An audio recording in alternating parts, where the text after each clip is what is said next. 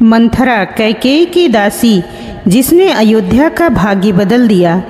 नमस्कार मित्रों, स्वागत है आपका कहानियों के संगम चैनल पर।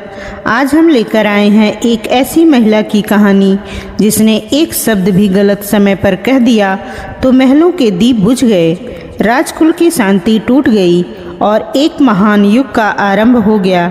हाँ, मैं बात कर रही हूँ मंथरा की, वह दासी जिसे इतिहास ने केवल दोष दिया, लेकिन किसी ने उसकी पीड़ा, उसका अतीत और उसका मन नहीं समझा। आज हम आपको मंथरा की पूरी जीवन यात्रा रोचक और भावनात्मक तरीके से सुनाने जा रहे हैं। तो चलिए कहानी शुरू करते हैं। मंथरा कौन थी?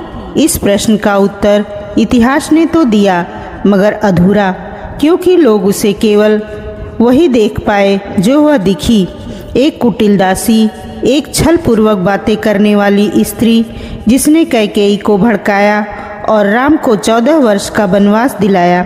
परंतु कोई यह नहीं देख पाया कि मंथरा बनने से पहले वह क्या थी, उसके भीतर कौन सा तूफान था, कौन सा दर्द वह वर्षों से ढो रही थी और किस परिस्थिति ने उसे वह बना दिया जिसे समूची अयोध्या विनाश की जननी कहने लगी।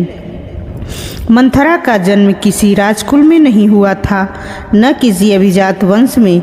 वह एक साधारण परिवार की कन्या थी, पर अपनी बुद्धिमत्ता और चतुराई के कारण उसे किशोरावस्था में ही किष्किंधा के राजमहल में दासी के रूप में चुना गया।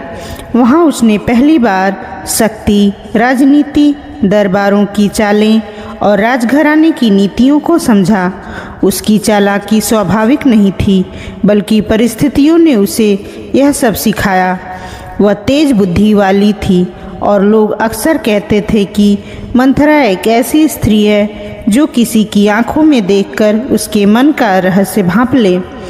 उसकी देह थोड़ी टेढ़ी थी, एक पैर ठीक से काम नहीं करता था, जिससे लोग उसका मजाक उड़ाते थे, पर उसने कभी हार नहीं मानी।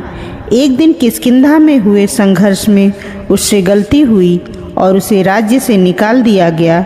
उसी समय अयोध्या से आए दूत उसे कैकेयी के लिए दासी चुनने पहुँचे।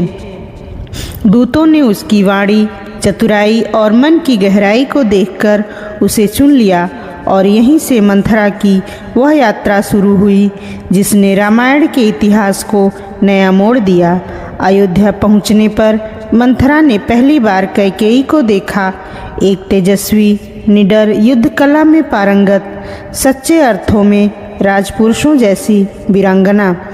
कैकेयी के सौम्य स्वभाव और उनकी मासूम मुस्कान और उनका नर्म हृदय देखकर मंथरा पहली ही दृष्टि में उनके प्रति समर्पित हो गई। कैकेयी ने उसे दासी नहीं समझा, बल्कि बहन की तरह सम्मान दिया।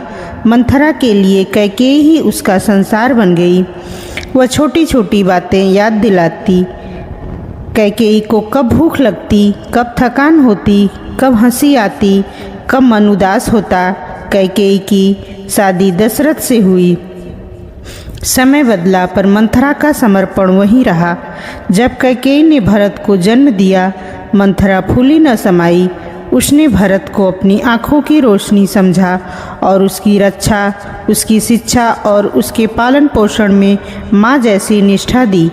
किंतु उसे धीरे धीरे समझ आने लगा कि महल में कैकेयी और भरत के भविष्य को लेकर राजनीति चलती रहती है। मंथरा को यह बात चुभती थी कि महाराज दशरथ रानी कौशल्या और पुत्र राम को अधिक प्रेम देते थे। वह यह देखकर आश्चर्य करती थी कि कैकेयी इतनी सरल, इतनी विश्वास करने वाली क्यों है।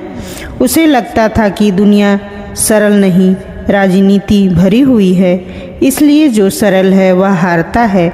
वह कैकेयी को जीतते हुए देखना चाहती थी। उसे अपने जीवन में पहली बार किसी पर सच्चा अधिकार, स्नेह और प्रेम मिला था और वह चाहती थी कि कैकेयी कभी न हारे, भरत कभी दुख न देखे।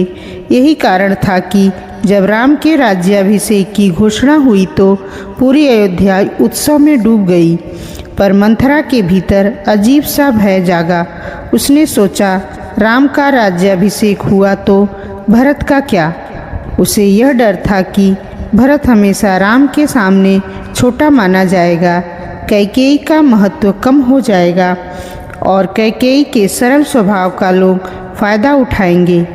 कई विद्वानों ने लिखा है कि मंथरा ने यह सब ईर्ष्या, कपट या स्वार्थ के कारण नहीं किया। उसने यह सब इसलिए किया क्योंकि वह कैकेयी और भरत से सच्चे मन से प्रेम करती थी। मंथरा जब महल में दौड़ती हुई आई और कैकेयी को प्रसन्न देखा तो उसे और ज़्यादा दुख हुआ। वह कैकेयी के सामने बच्चे की तरह रो पड़ी और बोली, माता आप कितनी भोली हैं, आपको पता भी है कि आज क्या होने वाला है।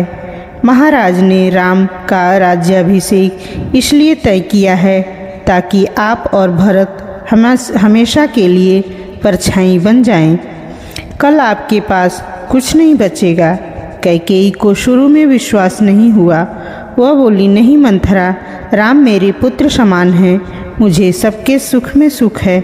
लेकिन मंथरा हार मानने वाली नहीं थी। वह बोली, माता यह दुनिया स्नेह से नहीं राजनीति से चलती है और यदि आज आपने अपनी जगह सुरक्षित नहीं की तो भविष्य में पछताएंगी। धीरे धीरे मंथरा ने कैकेयी के मन को छूना शुरू किया और कैकेयी का सरल मन सोच में पड़ गया। मंथरा ने कैकेयी को वह घटना याद दिलाई जब कैकेयी ने युद्ध में दशरथ का प्राण बचाया था और बदले में दशरथ ने 2 वर दिए थे। उसने कहा, माता यही समय है अपने वचनों को मांगने का। भरत को राज्य दो और राम को 14 वर्ष का वनवास मांगो। मंथरा की बातों का प्रभाव बढ़ता गया। वह समझाती गई कि राम वन में रहकर अनुभव अर्जित करेंगे, कौशल्या को भी एकांत का ध्यान मिलेगा, राज्य को भरत संभालेंगे और वापस आने पर राम अधिक योग्य और आदरणीय होंगे। यह तर्क कैकेयी के मन को साध गया। वह बोली, क्या मैं राम को भेज दूं? मंथरा बोली, माता राज्य किसी के अकेले के सुख से नहीं चलता। यह आपका अधिकार है, आपका हक है और राम के लिए यह त्याग श्रेष्ठ होगा। कुछ लोग कहते हैं मंथरा ने कैकेयी को तोड़ दिया, परंतु कुछ विद्वानों का मानना है कि मंथरा ने कैकेयी को उसकी भूली हुई शक्ति याद दिलाई। जब राम वनवास पर गए अयोध्या रो पड़ी, लेकिन मंथरा नहीं रोई। वह जानती थी कि इतिहास उसे दोष देगा, लोग उसे पापिनी कहेंगे, पर वह केवल एक दासी नहीं थी, वह एक माँ के समान कैकेयी और भरत की संरक्षक थी। यह उसका निर्णय था और उसे सहना था। भरत को जब यह पता चला, वह मंथरा पर क्रोधित हुआ और उसे दंडित करना चाहता था, पर कैकेयी ने उसे रोका, क्योंकि कैकेयी जानती थी कि अपराध उसका था, मंथरा का नहीं।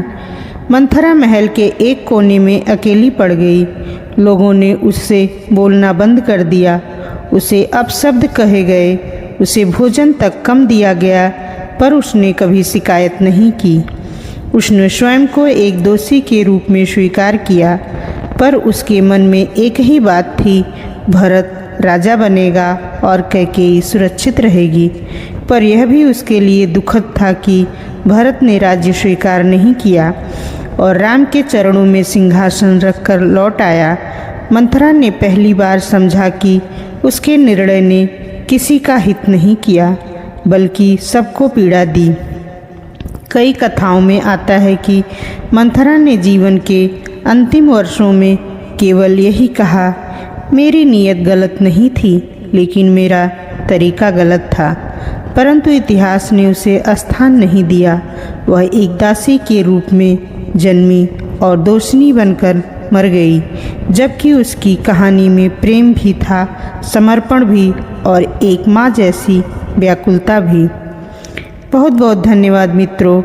अगर आपको यह कहानी पसंद आई हो तो चैनल को लाइक, शेयर और सब्सक्राइब करना मत भूलिएगा। आपकी एक एक प्रतिक्रिया हमारे लिए बहुत महत्वपूर्ण है। जय श्री राम।